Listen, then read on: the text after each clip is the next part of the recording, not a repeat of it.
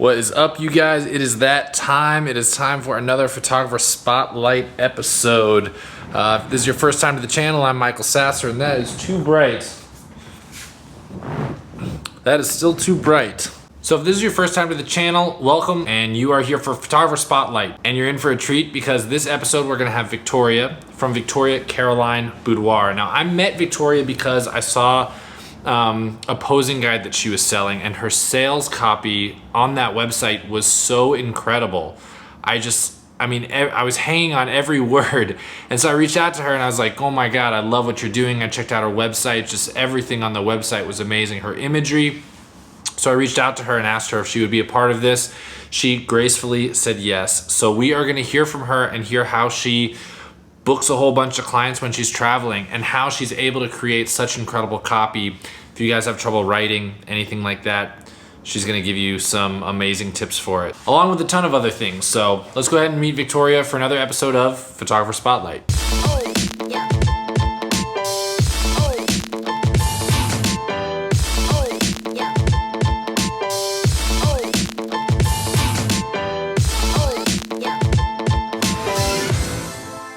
What's up, guys, and welcome back to another Photographer Spotlight episode. Today we're in Austin with Victoria of Victoria Caroline Boudoir. Thanks for doing this. Thanks for having me. I'm super excited to chat. This is gonna be great. So before we get started, I wanna share some of Victoria's images because they are so good. Thank you. So let's do a little, the photos are gonna swipe on to the screen. Okay. Here we go. Here we go.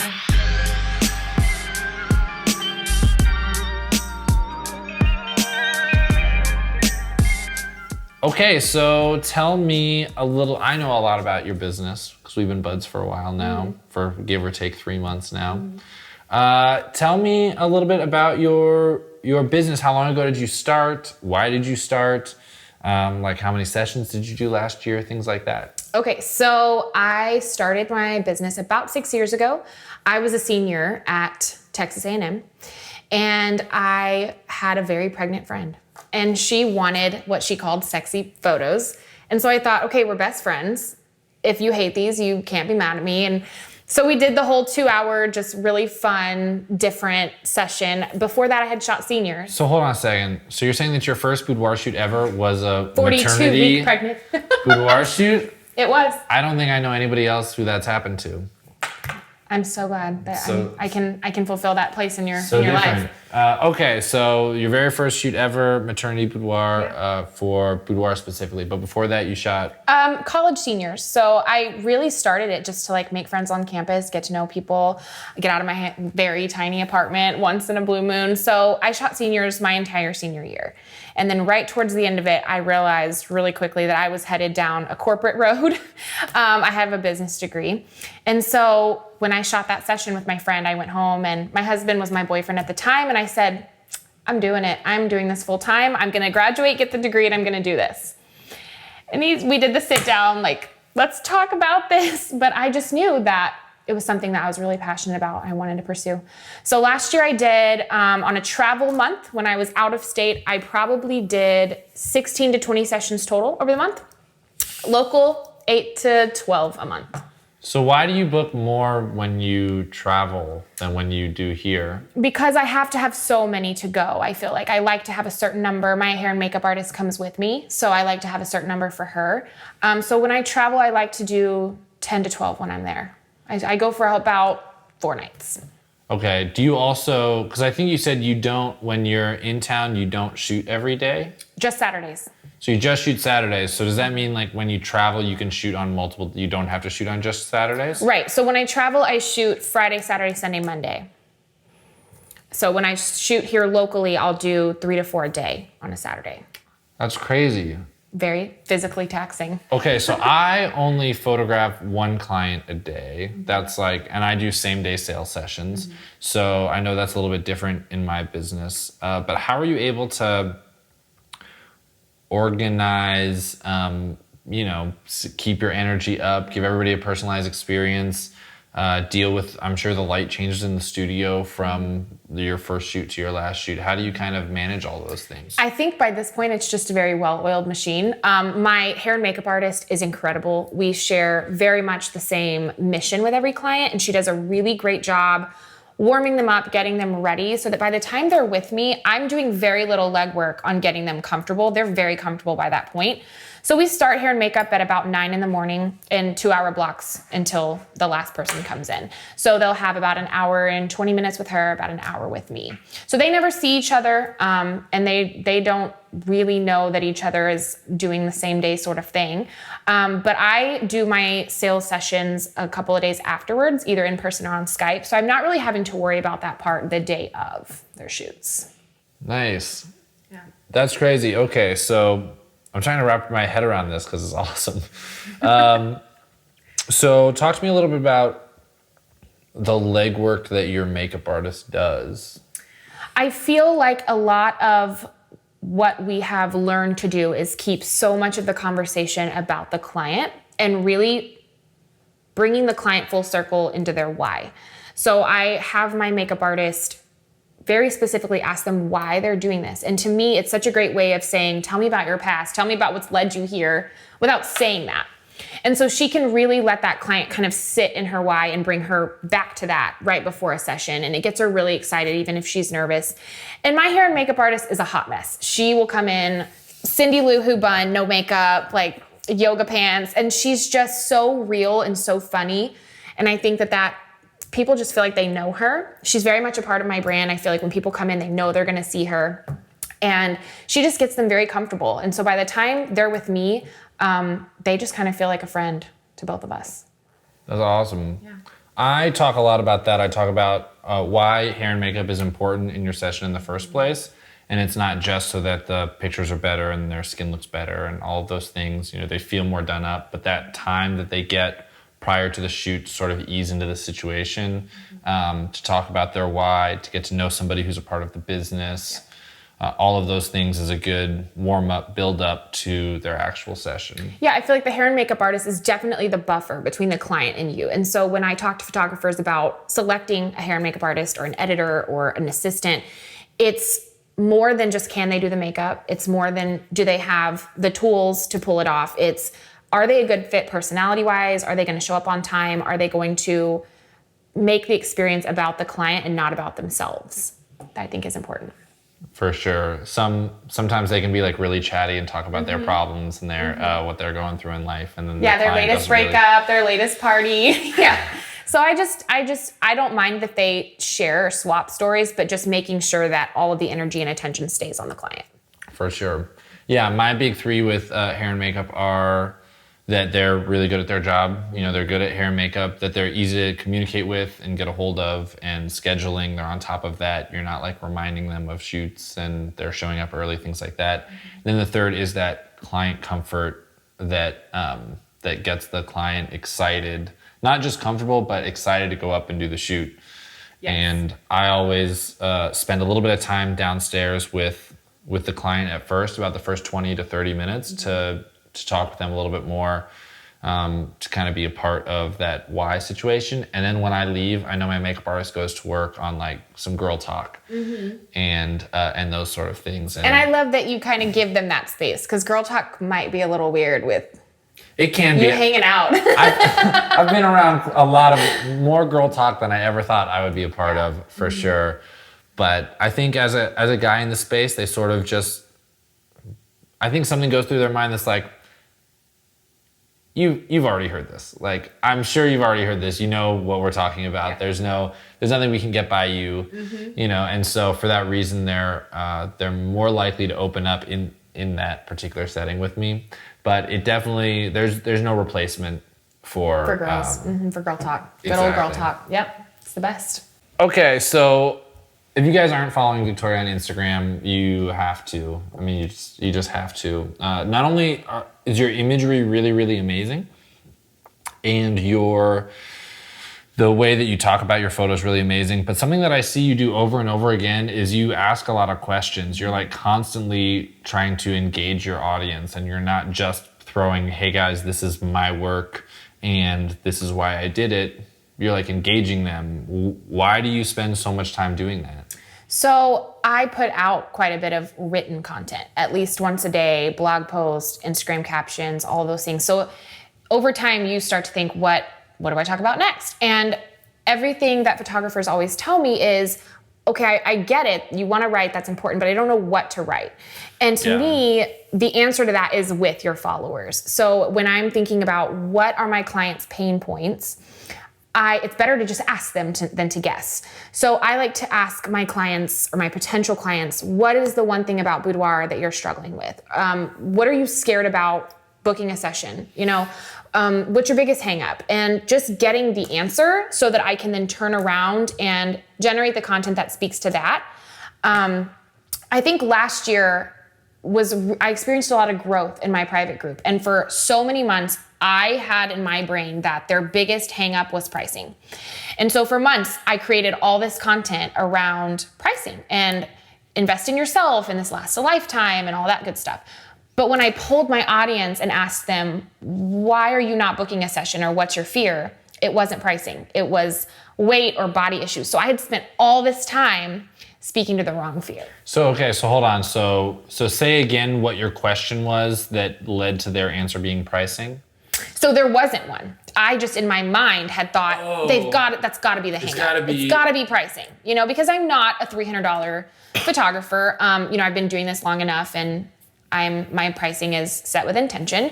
And so I just kept thinking it's got to be the prices. And I kept just cranking out content every day. Instagram, Facebook Lives, all of my content was generated around this pricing block, but they didn't actually have that block. When I finally came out and said, why are you not booking a boudoir session? What is your fear? It was actually a body insecurity and a weight issue. So I think everybody's clientele is different. Everybody's going to have a different answer. And so I think to avoid spending months or even years speaking to a pain point that your market isn't having, it's better to just put the question out there and get the answer. So then you know what you're writing about. Brilliant. I think that's so true because I get constantly, we talk a little bit about pricing and what people's averages are. I know that your average is really, really high. And a lot of people will say, oh, in my city, people aren't willing to spend that. I think especially for me being in LA, things are more expensive. My average did go up just from moving from Denver to LA, but also over the last year from when I first got to LA to what it is now, it's much higher than it used to be.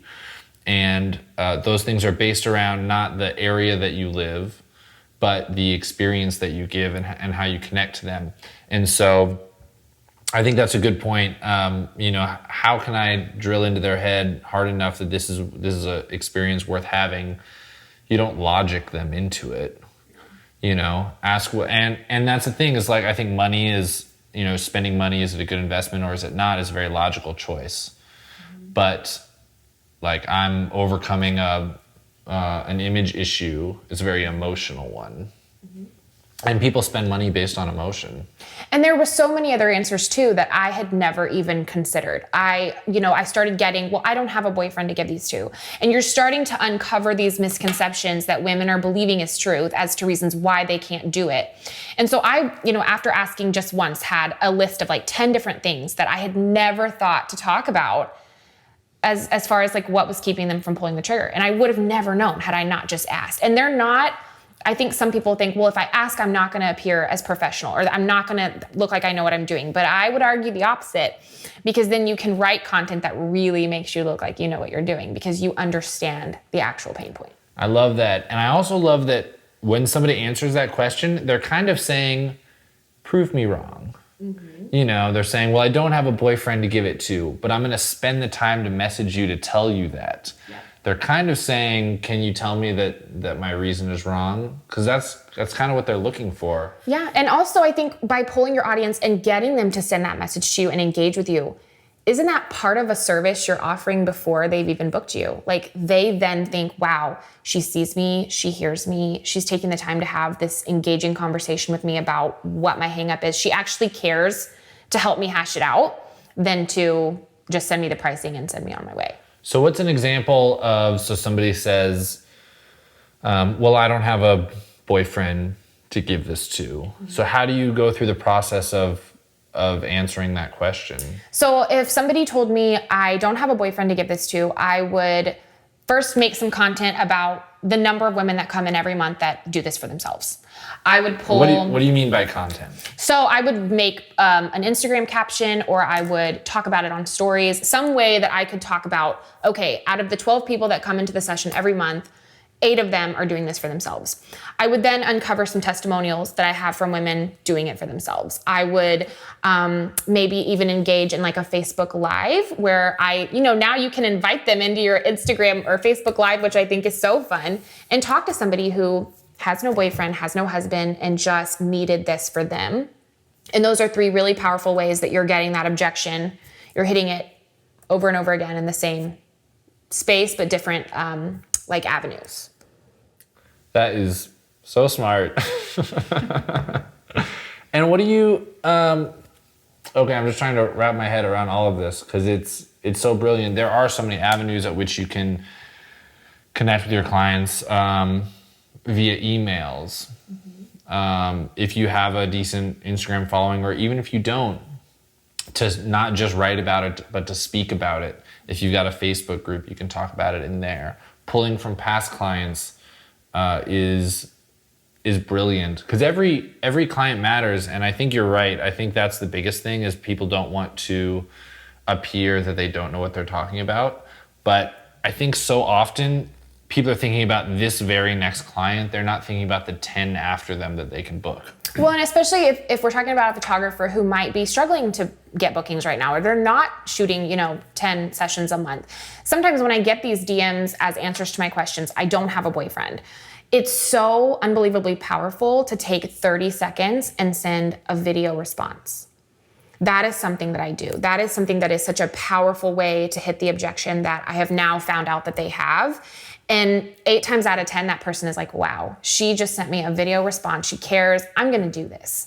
So I think everybody has 30 seconds to respond to a client that really wants this, but just can't seem to overcome a hurdle. And it's a very powerful strategy. And I think we were talking about that a little bit earlier, the idea of giving, like the more you give, the more you receive. So to be able to take some time out of your day and to reach out to that person and say, hey, I read through this, and instead of just typing a quick response or answering it in some big general scenario, to personalize that a little bit. And it has such a domino effect. When we talk about being a purple cow, right? Like, what is going to make me stand out against the 5 other photographers in my area that are also doing this, that might be doing it for cheaper? Why are they going to pick me? And I would respond with how many of those people are sending the Instagram DMs video, are really creating intentional content and post around what your fear is. And I think that there's probably not a lot. A lot of photographers, I think, just kind of get in this little pattern of like, okay, I'm just going to send the pricing. That's my move. But really putting the personal touch on it, again, it is helping them to see you as a luxury experience or just a really great experience even before they've actually booked. For sure. The difference between I'm going to send my pricing, and if they don't write back, I guess they didn't have the money, or they weren't my right client, or they're cheap, or any of those things. Maybe they just didn't feel safe or connected or seen, or like you are going to handhold them and guide them through this very scary, intimidating experience, whether or not the photographer is a guy or a girl. Yep. I think that's such a good point. Okay, so like I said, one of the things that really stands out about you and your Instagram page and your website, I went to your website and I was like, I want a boudoir shoot. It's just so beautifully written. You really have a way with words. How did that start?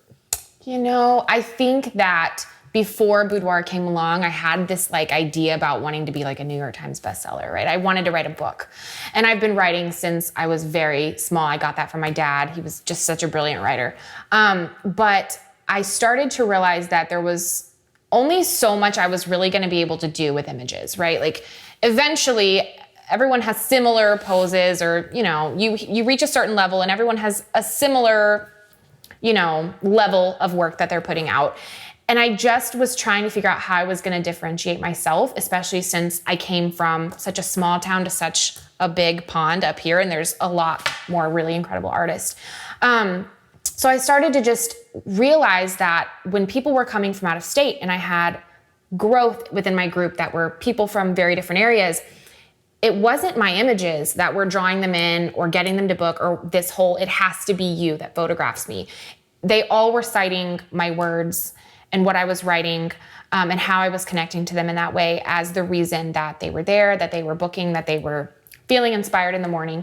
And so once I got a little bit of traction with that and realized that that was really what was speaking to them, I just kind of grew with that. I just kind of took it to another level and really pushed myself to tell a story than to just describe a session. The first thing I want to go back and touch on is that your idea that images can only get you so far. And I think this is really true. I think people, especially non-professional photographers, can't tell the difference between a good and a great image. Right.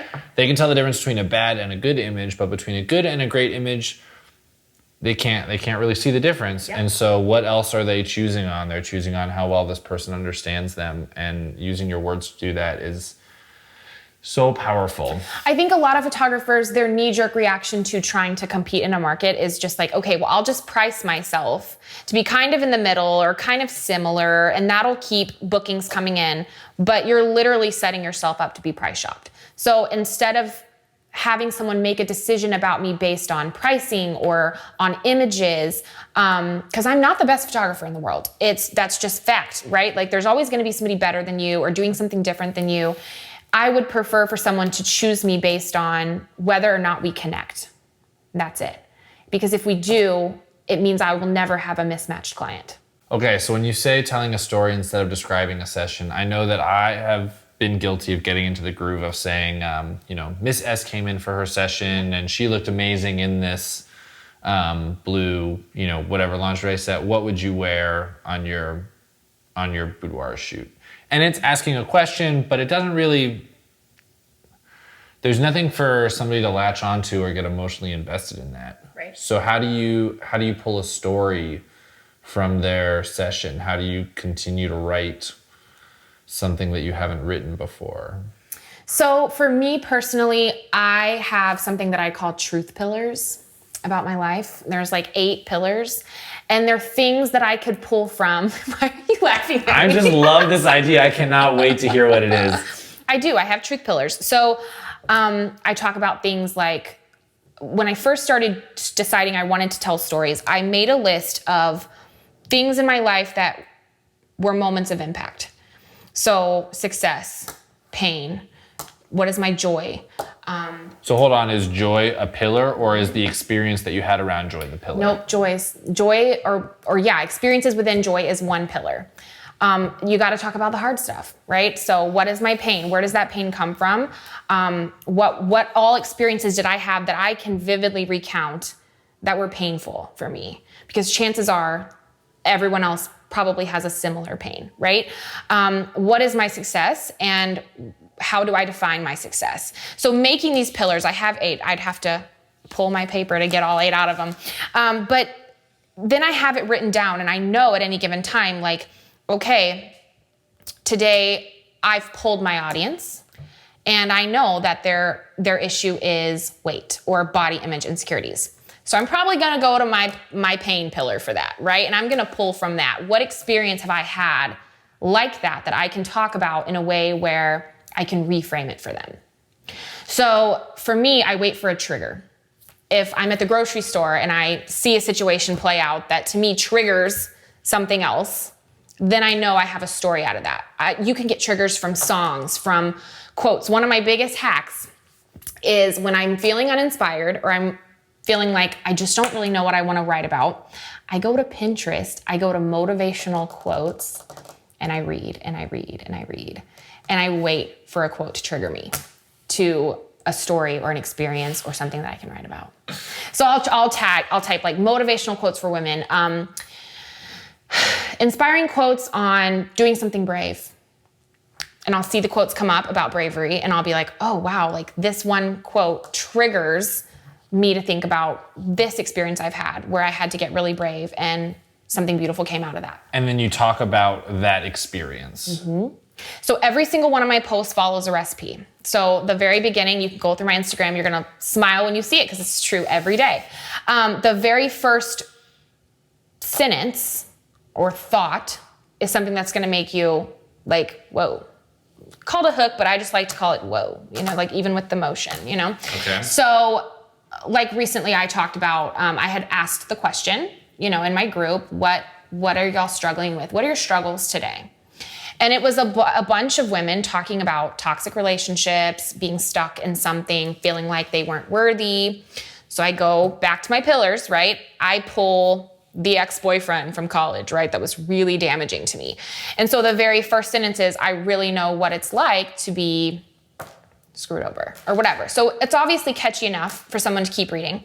So then everything in the middle is the meat, right? So it's going to be the conversation that I'm having with you about that experience and why I can still remember every detail of it, how it impacted my life, and how I rose out of that. And then the very end being bringing it all back home to like the point, whether you're going to ask them to engage with you about that or just reassure them that it's going to be okay and you're going to get through this and I can help you.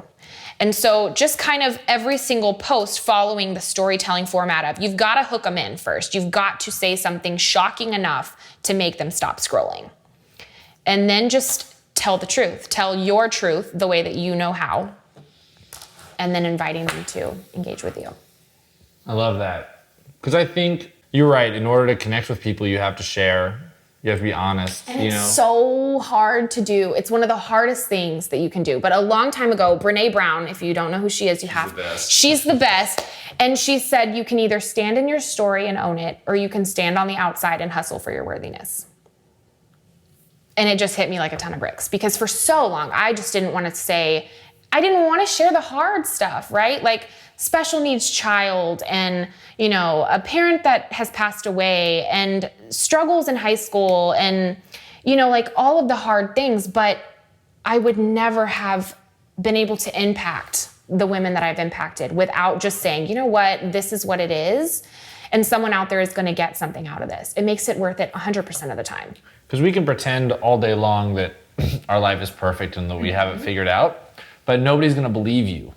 I mean, that's the whole point, is that it's exciting and it's fun to look at somebody who's traveling or who's, with what seems like in the perfect relationship and just pretend that they don't have problems and how much we would like that. But as soon as that person is honest and says, this was really hard for me to get to this point and this is what I went through, when somebody else has a chance to see, oh my God, you went through the thing that I'm going through now. Exactly. How did you get on the other side? Exactly. Like they're looking for that belief that they can do it too. Right. And the only way that they're going to trust you is if they know that you've had a similar situation. So and this is one of the, I believe, more difficult parts about being a male boudoir photographer, is that we don't have the same societal expectations that women have. But I know and have dated many women who have just been through just awful things. And to be able to share some of those stories, or maybe not share their stories, but connect with, seeing women in my life that I care about have to go through these things and wanting to kind of help be part of the solution, I think women can really connect with that. Yeah. So like finding, you said you've got your pillars that you pull from, like everybody has those. How do you share your version of that experience? Right. Well, and I think too, a lot of creatives say, well, I just don't have a remarkable story.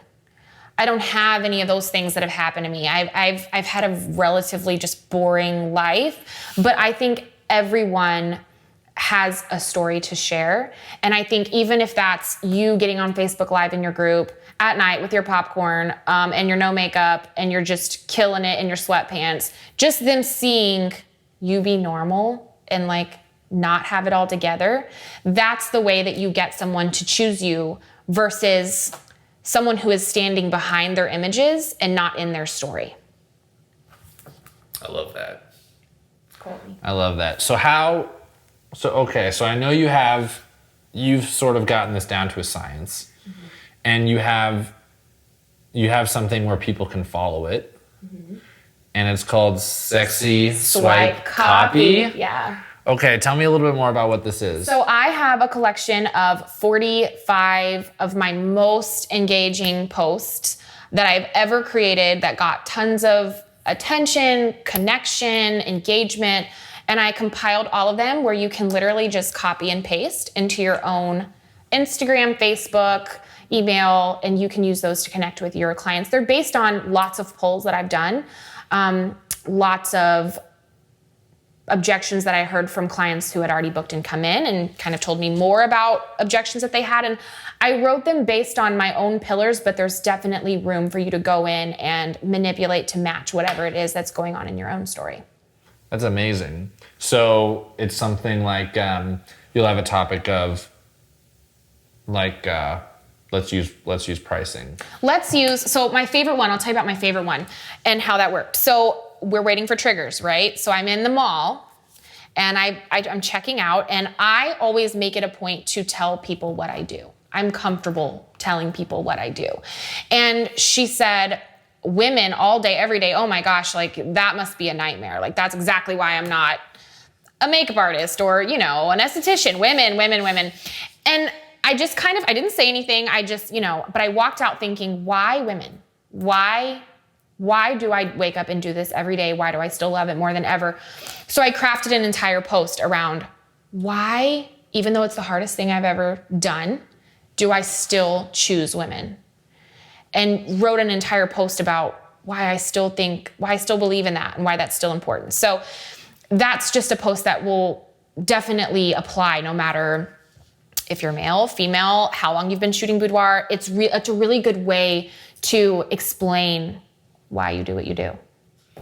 I love that. And then, even as a guy, I could read through that and kind of select the sections that I connect to, and like, this speaks to me. I've had this experience. I have a friend, a sister, somebody that this, and so I connect to this, and then I can share that. And then when somebody asks questions about it, I have my own experiences that I can share from it. And it's all a recipe. So even if you just decide, okay, well, for this post, I might not connect to this, but this hook is like slay in the game. So you might just take the hook and you might have a trigger off of that hook and you might have your own story to tell. But I think even if nothing else, you're training yourself to see content in a storytelling way.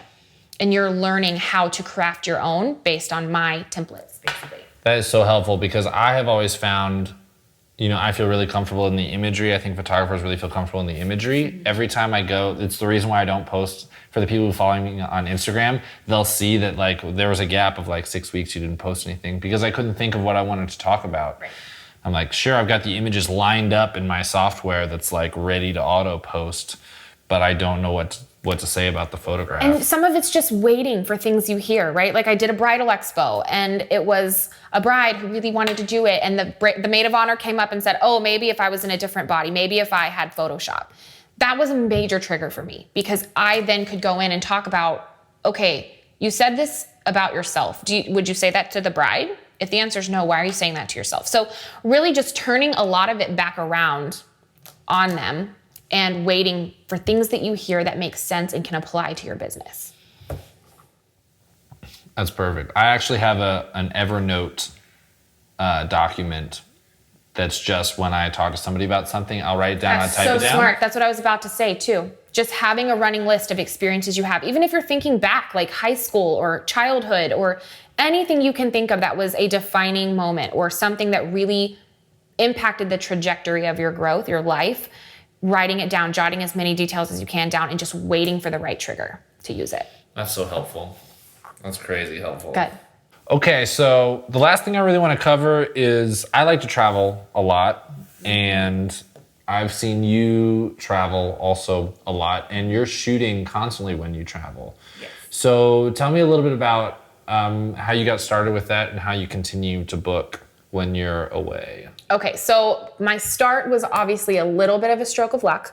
I did have a very viral post in 2015, which caused a ton of growth both on my public Facebook page and within my group. And so I did a couple of giveaways where, it was a free session, invite your friends to the group. Well, they're inviting people from all over the world. So as soon as I started traveling after the viral post, I decided I wanted to do it about six to 7 times a year. Because before the viral post, had never left Texas. Never. Yeah. So I was like on an airplane for the first time 3 years ago, just dying that I was in the air and really wishing I was on the ground. I'm still not over the airplanes, but I love traveling, and I feel like it gives you such a breath of fresh air outside of your own space. It really gives you time to feel inspired again and meet lots of different people. And so for that first year or two, I feel like a lot of that was generated over the hype from the viral post, but I really knew I wanted to keep it going. So every time I photographed somebody in another state, I was constantly having kind of a follow-up date already set. So I went to New York in December, and I told them I will be back April 20th. Do you know anybody that would want a shoot?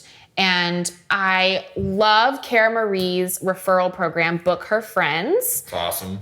She's a genius. And so maybe you'll tell them a little bit about that, but she has a really amazing PDF that teaches you how to kind of harness the power of referrals based on the client you already have. So I do follow that. I think that's amazing, and that's worked like a charm. So now I kind of already have that date set, and kind of like before their reveal, I do give them sort of an incentive to invite their friends to book with me. So that way I'm pretty much already sold out for the following date far in advance.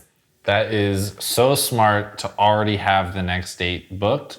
I imagine even if you don't actually have it in the calendar, you can tell them.